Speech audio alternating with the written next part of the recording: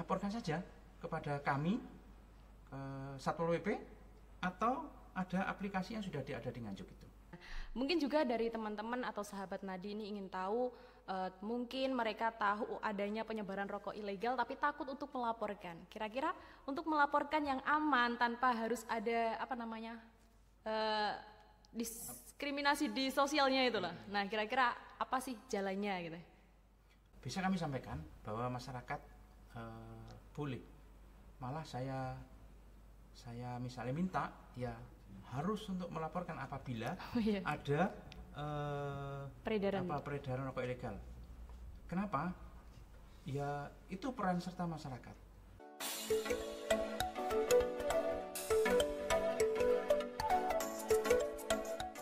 Bismillahirrahmanirrahim. Assalamualaikum warahmatullahi wabarakatuh. Kembali lagi di podcast Nadi Media. Tentunya kami hadirkan narasumber yang keren sekali. Nah, kali ini kita hadirkan narasumber dari Satpol PP Kabupaten Nganjuk. Dan kebetulan ini dihadiri langsung oleh Bapak Kasat dan Bapak Kabitnya. Yakni ada Bapak Kasat, Pak Suharono. Apa kabar Pak hari ini? Alhamdulillah baik. Alhamdulillah baik. Pak Suharono ini tentu selalu dibersamai dengan bestinya nih kalau kita sebut. Karena kemana-mana selalu berdua nih kayaknya. Oke. Dan pada kali ini Pak Suharono ditemani oleh Bapak Kabit Penegakan Perda, yakni ada Bapak Sujito. Baik Bapak, apa kabar hari ini Pak? Alhamdulillah sehat. Alhamdulillah sehat. Saya senang sekali ini bisa bertemu dengan beliau berdua karena ini sudah keberapa kalinya. Oke. Langsung saja nih pertanyaan yang pertama tentang tupoksi Satpol PP Pak. Baik, perlu kami sampaikan dari awal bahwa pemerintah daerah Kabupaten Nganjuk membentuk Satuan Polisi Pamung Praja yang tugas pokok fungsinya satu, yaitu penegakan perda dan perkada. Ada perda dan perkada, makanya apabila ada yang disinyalir melanggar itu menjadi tugas kami. Yang kedua adalah Tramtibum. Jadi penduduk Nganjuk misalnya ada masalah dengan ketentraman, ketertiban umum masyarakat, itu juga menjadi tugas kami. Bagaimana supaya membina supaya tentram, tertib dalam rangka untuk berusaha, hidup, ibadah, untuk kesejahteraan masyarakat. Yang ketiga adalah Linmas.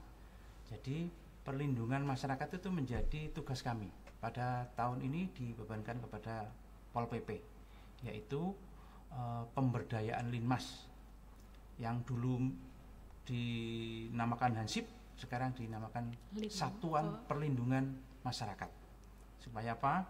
Mereka ada di depan apabila ada kejadian-kejadian yang di masyarakat, mereka di depan untuk menyelesaikan supaya tidak terjadi yang lebih besar. Itu Pak. Jadi tupoksinya adalah satu, penegakan perda, ke Tramtibum, lalu yang ketiga adalah pemberdayaan Linmas. Itu. Selanjutnya Pak Sujito mungkin ada tambahan? Yang disampaikan Pak Kasat, tugas pokok fungsi Satpol PP yang pertama tadi adalah penegakan perda. Gitu.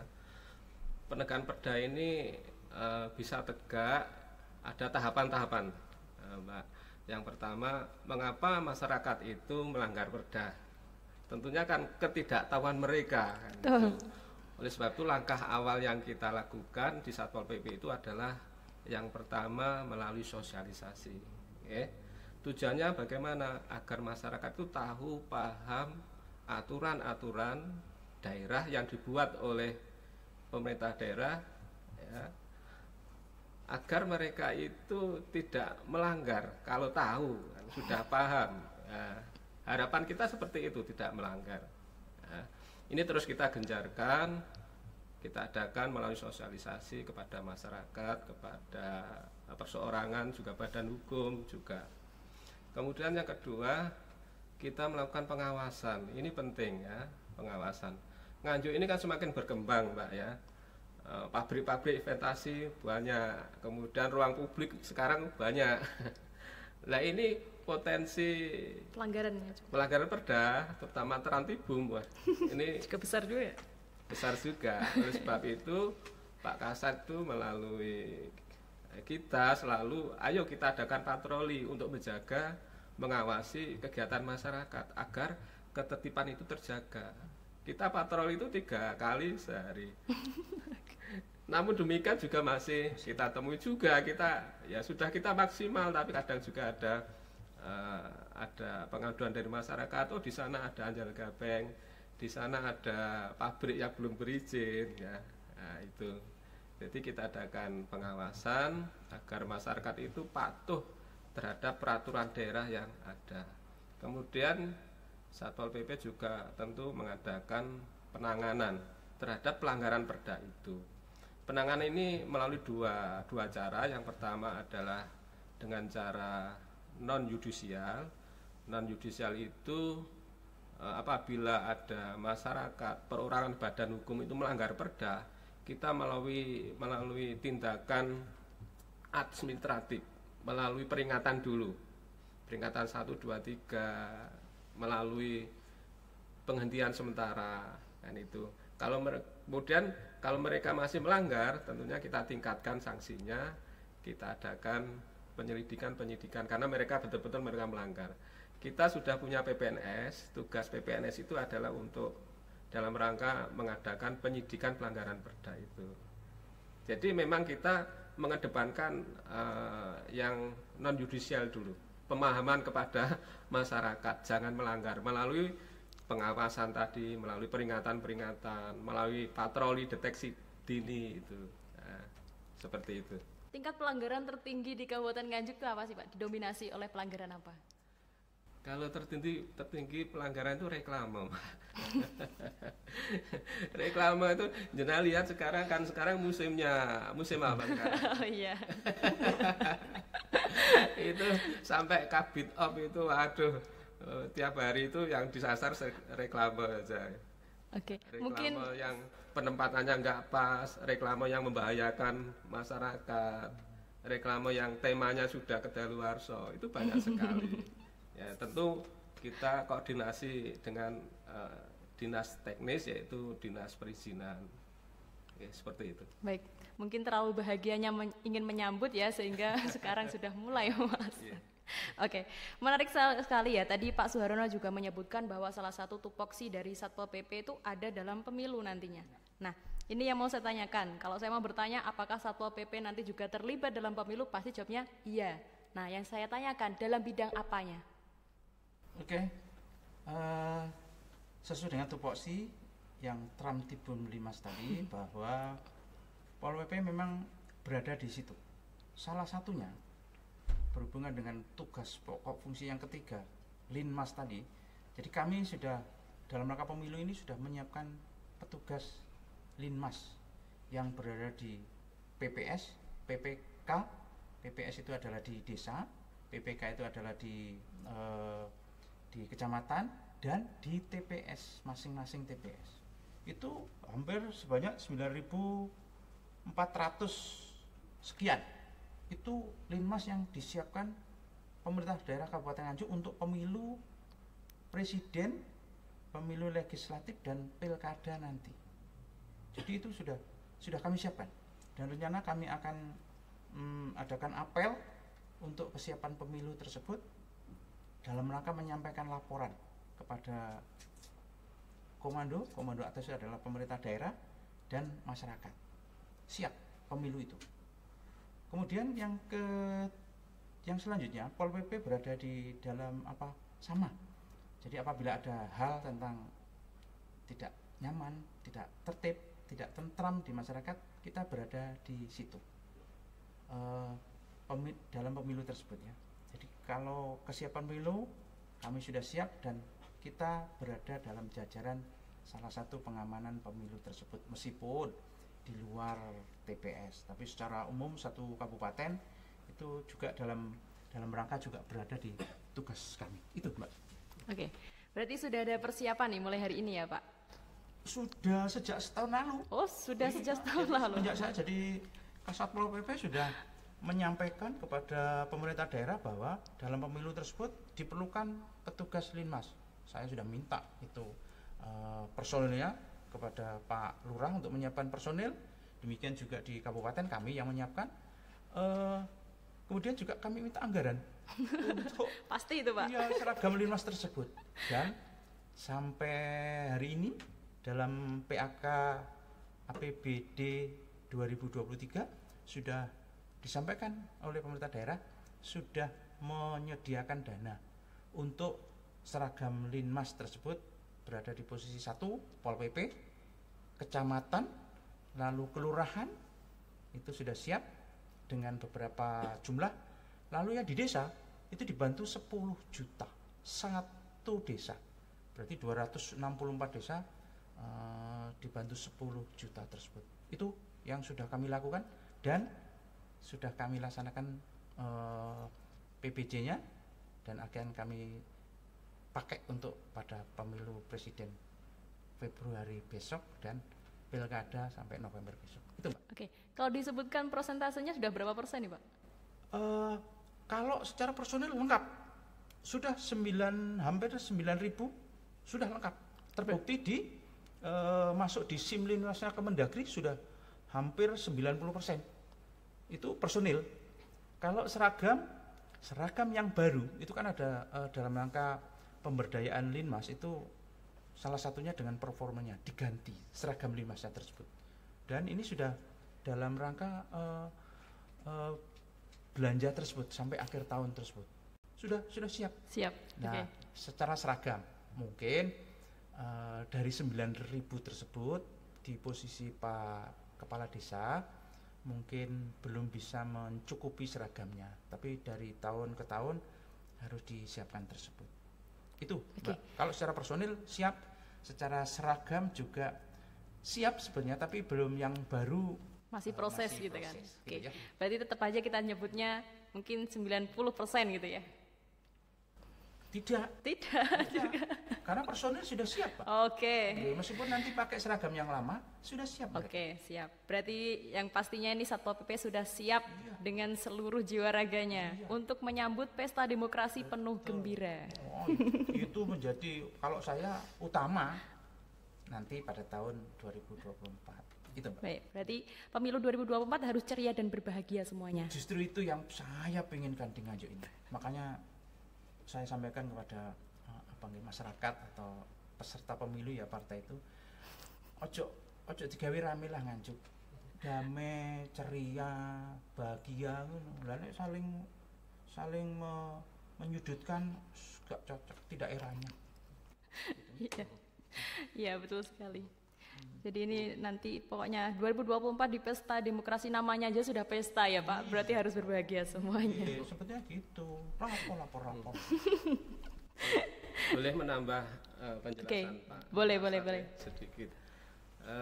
Terkait peran Satpol PP dalam pemilu, sekarang kan ini belum memasuki tahapan pemilu. Nanti tanggal 28 ya, 28 November memasuki tahapan pemilu. Tetapi kalau kita lihat itu sekarang sudah bertebaran reklame di sudut-sudut kota, di mana-mana saja itu. Sebetulnya menurut aturan itu dalam rangka sosialisasi pendidikan politik boleh. APS ya, namanya APS, alat peraga sosial, gitu ya, boleh. Itu yang dibolehkan cuma nancapkan bendera partai. Gitu. Tidak boleh pasang gambar wajah, kemudian ajakan itu tidak boleh. Tapi yang kita lihat sekarang ini fenomena itu sudah gimana, sudah bermacam-macam nih. Coblosannya digambar itu. Nah ini sebetulnya ya dari sisi hukum sebetulnya pelanggaran ya. Peran Satpol PP di situ bersama dengan Bawaslu mengadakan pengawasan. Jadi kemarin kita sudah ketemu Bawaslu, KPU, kemudian beberapa semua pimpinan partai politik adakan rapat untuk mencapai kesepahaman gitu ya, menyikapi bertebarannya reklame itu. Jadi kemarin ya kita bersama Bawaslu sudah mengadakan penertiban baru awal-awal saja ya. Ya itu dalam rangka ceria. Oke, untuk menyambut kebahagiaan di pesta demokrasi. Bersama Bawaslu, Pol PP nggak bisa berjalan sendiri, harus dengan Bawaslu koordinasi dengan partai politik yang ada. Kemudian nanti setelah masuki tahapan tanggal 28 itu tentu yang punya kewenangan penuh adalah Bawaslu. Kita big up Bawaslu. Oke. Berarti kegiatan yang sudah dilaksanakan oleh Satpol PP yang pertama tentunya tadi melakukan pengawasan, terus kemudian tadi juga termasuk penertiban terkait reklame-reklame yang belum saatnya dipasang gitu ya Pak. Oke. Dan juga mempersiapkan personil untuk ikut serta menyemarakkan pesta demokrasi dengan penuh ceria dan bahagia gitu. Oke, terus kemudian beralih nih. Tadi kalau kita sudah membahas pemilu-pemilu, sekarang mau membahas tentang rokok ilegalnya nih. Tentunya ini kan juga tupoksi dari Satpol PP kan. Nah, berkenaan dengan pencegahan dan pemberantasan rokok ilegal di Nganjuk seperti saat ini. Nah, progresnya hari ini seperti apa Pak? Progres hari ini kegiatan-kegiatan yang dilaksanakan Satpol PP itu kalau persentase itu sudah di atas 77%. Luar biasa. Persentase kegiatannya. Okay. Kegiatan itu yang pertama melalui sosialisasi, ya, melalui tatap muka, melalui media sosial, kemudian melalui pamflet, baliho, ya. Jadi berbagai juga melalui event. Jadi bagaimana kita menyadarkan masyarakat agar masyarakat itu tahu ciri-ciri rokok ilegal, dan tentu kalau sudah tahu ciri rokok ilegal tentunya mereka harus menghindari dan tidak memakai kan itu. Filosofinya cukai itu kan kembalinya kepada kita sebetulnya, kepada masyarakat gitu. Untuk jalan, untuk puskesmas itu. Jadi kalau kita bisa menekan rokok ilegal, tentu pemasukan daerah itu juga tentu tinggi. Jadi tahap awal tentu kita kembali lagi menyadarkan masyarakat ya melalui sosialisasi. Kemudian yang kita laksanakan juga kita mengadakan pengawasan, pengumpulan informasi, Pak. Pengumpulan informasi keberadaan tempat-tempat yang patut diduga di situ ada peredaran rokok ilegal. Kita cari informasi, data, kemudian nanti kita jadikan sasaran operasi lah, ya, sasaran operasi. Kemudian yang terakhir adalah nanti setelah kita adakan pengumpulan informasi, kita adakan operasi bersama dengan Bea Cukai. Ya, karena kalau kita penindakan undang-undang cukai itu yang berwenang adalah Bea Cukai. Ya. Kita backup, kita mendampingi operasinya Bea Cukai. Nah, seperti itu. Jadi progresnya alhamdulillah baik kalau di Nganjuk itu. Oke. Berarti banyak sekali masyarakat yang sudah mengenal rokok yang ilegal dan juga rokok yang legal ya Pak? Insya Allah seperti itu, karena kita sosialisasi masif sekali ya.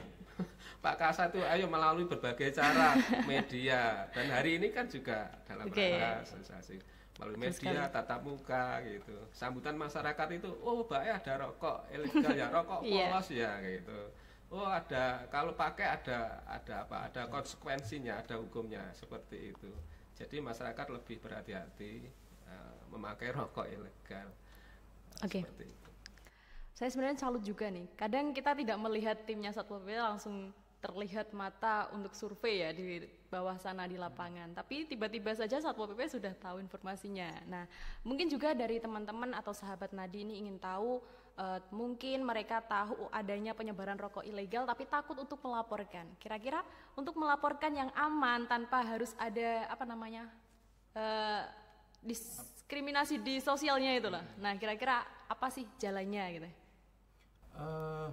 Bisa kami sampaikan bahwa masyarakat boleh, malah saya misalnya minta ya harus untuk melaporkan apabila ada peredaran rokok ilegal.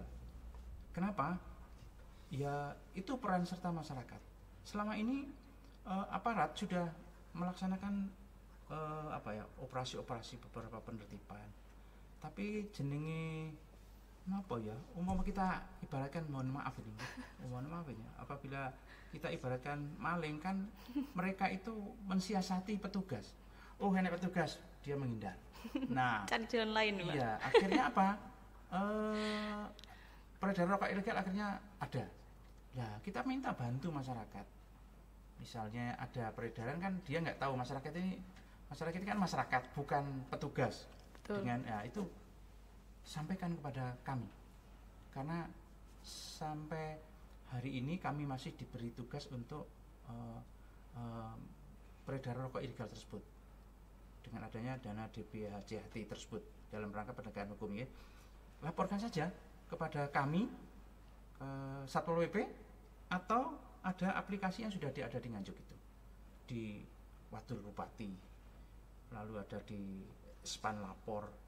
Itu aja supaya tidak misalnya tidak terdeteksi. Yeah. Tidak menyantumkan misalnya nama alamat anonim gitu kan bisa. Tidak. Iya, makanya itu boleh seperti itu. Dan kami harapkan karena apa? Peran serta masyarakat itu sangat, kalau saya bisa katakan sangat jitu, karena tidak disangka oleh para reseller atau apa ngono iki kalau rokok gitu. Sales. Sales.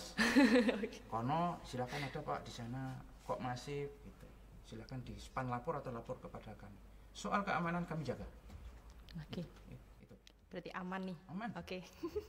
Biar nanti sahabat Nadi yang mendengarkan podcast kita hari ini bisa lebih berani lagi untuk melaporkan kejadian-kejadian pelanggaran. Justru kami harapkan itu.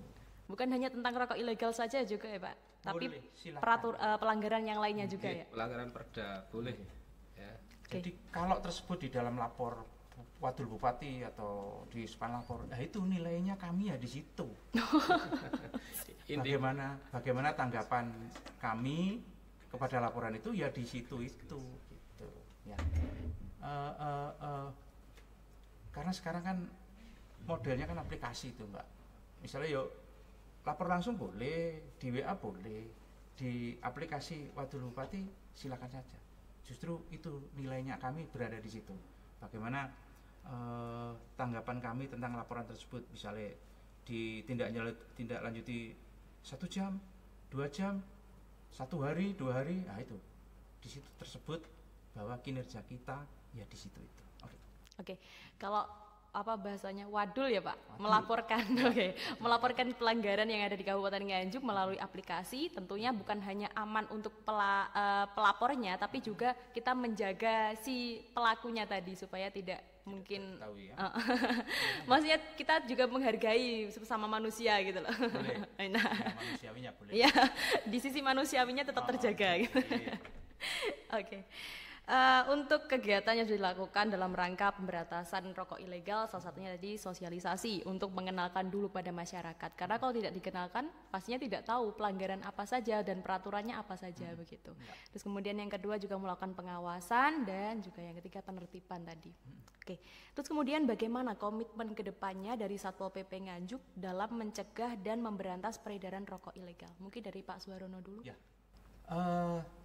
Komitmen kami dengan tugas dari negara dengan dana bagi hasil cukai, hasil tembakau itu menjadi komitmen kami ke depan, bahwa kami lihat adalah ada barang yang memang dikhususkan, yaitu dibatasi dengan diberikan pajak cukai, salah satunya rokok ilegal tersebut. Karena apa? Pemerintah pusat, pemerintah negara ini membatasi peredaran tersebut dengan harapan supaya masyarakat sehat. Itu. Jadi kenapa dibatasi? Supaya masyarakat tidak mengkonsumsi, supaya sehat. Itu salah satunya, nggih, yang lebih besar. Nah, dibatasilah rokok ilegal. Kalau demikian juga yang kedua, rokok ilegal tersebut tidak kena cukai. Berarti kalau tidak masuk cukai, cukainya tidak masuk, berarti kas negara juga tidak masuk. Rokok ilegal itu tidak kena cukai. Yang ketiga, bahwa pemerintah membatasi peredaran rokok ilegal tersebut supaya ya Indonesia ini ya tidak ada yang melanggar tersebut, kan itu melanggar hukum loh Mbak. Iya. Itu jelas melanggar hukum, meskipun di bea cukai sana itu ada salah satu syarat, ada didenda, ada pengganti, boleh. Tapi itu melanggar karena tidak memasukkan cukai ke dalam rokok tersebut. Itu komitmennya, makanya tugas ini saya laksanakan betul. Kami sosialisasikan, kami pencarian informasi, lalu kami mengadakan operasi bersama. Itu komitmen kami laksanakan. Sosialisasi masif di desa, di kecamatan, di tingkat para pewarta, di ormas yang sudah kita bikin, supaya apa? Supaya masif dan masyarakat tahu. Akhirnya melaporkan atau tidak memakai rokok ilegal tersebut. Yang selanjutnya, apabila itu sudah diketahui masyarakat,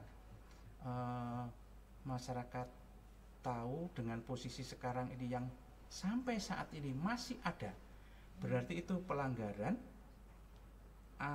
Makanya kalau sudah melanggar tersebut dan ternyata pelanggaran itu kan masih ada di masyarakat, padahal aparat sudah demikian masif.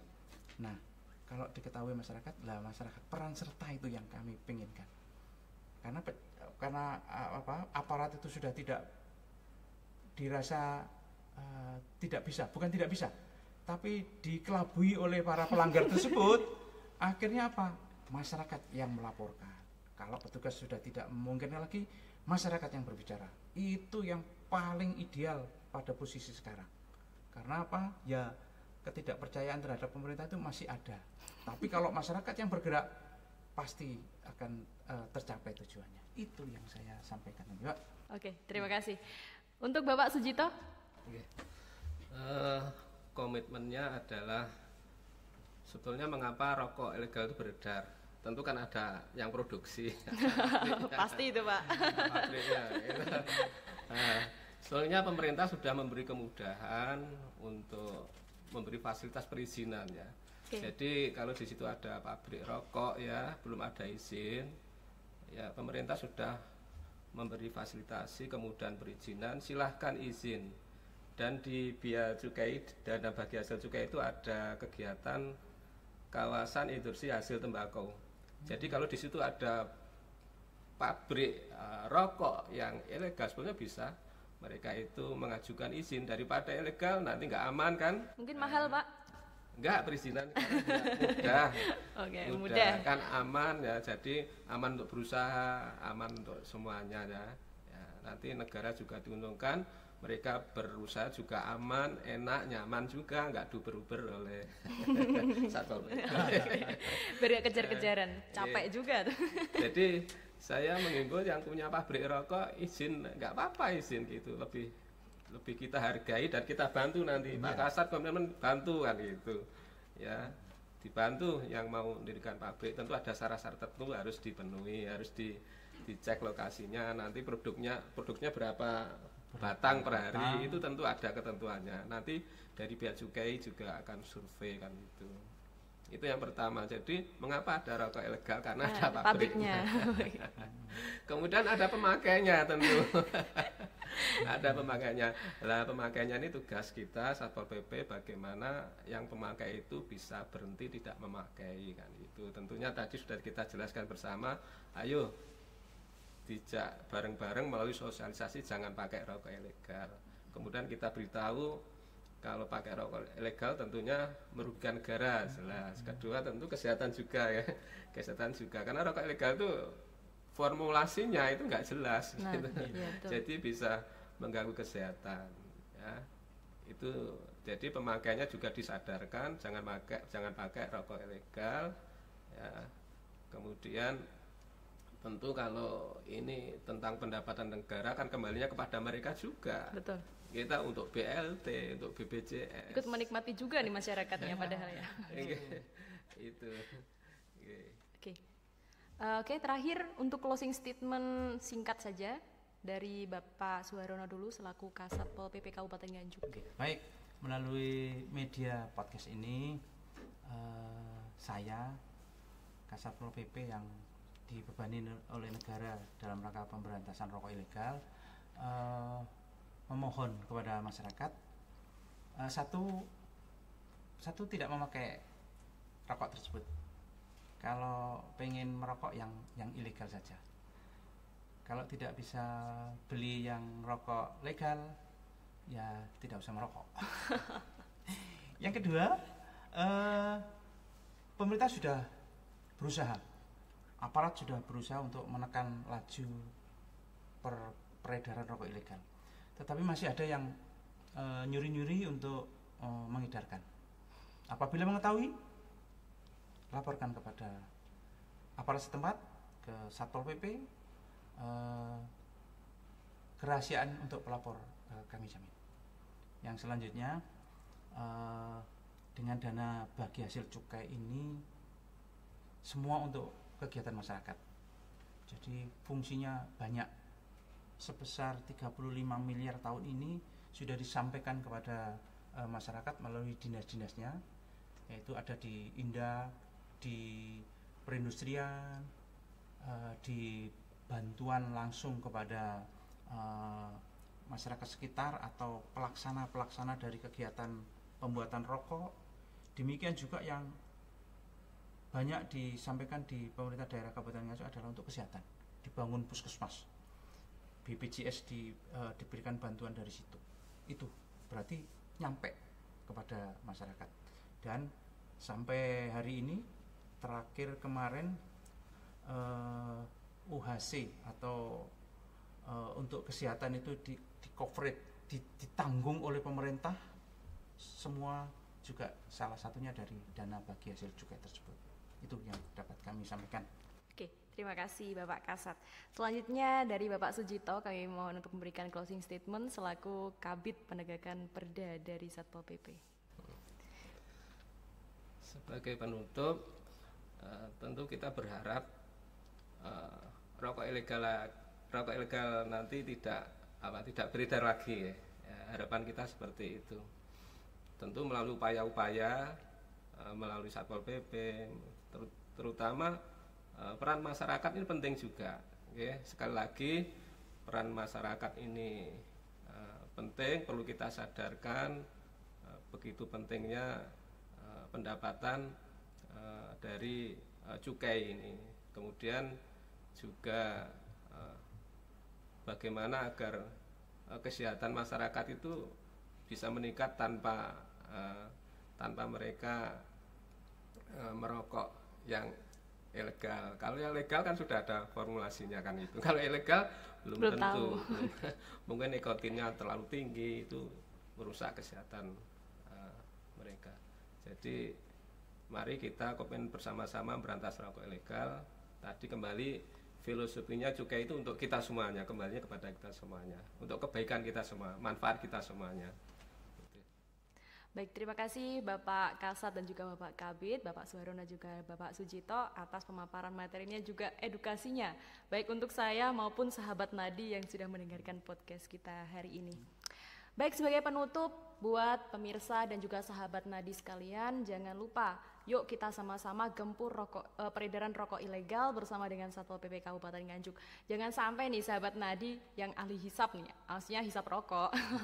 Hisap rokok ini merokok rokok yang ilegal, harus rokok yang legal. Karena apa? Hasil DBHCHT itu juga akan berimbas kepada kita selaku masyarakat, tentunya masyarakat Kabupaten Nganjuk. Baik, terima kasih saya sampaikan kepada seluruh sahabat Nadi atas kebersamaannya hari ini bersama dengan saya Lulu Rohanida selaku moderator dan juga Bapak Suharono dan Bapak Sujito selaku narasumber kita hari ini. Tetap nantikan podcast Nadi Media selanjutnya supaya Anda mendapatkan narasi yang edukatif dan inspiratif serta informasi yang anti hoax. Dari kami pamit undur diri. Kabupaten Nganjuk, gempur rokok ilegal.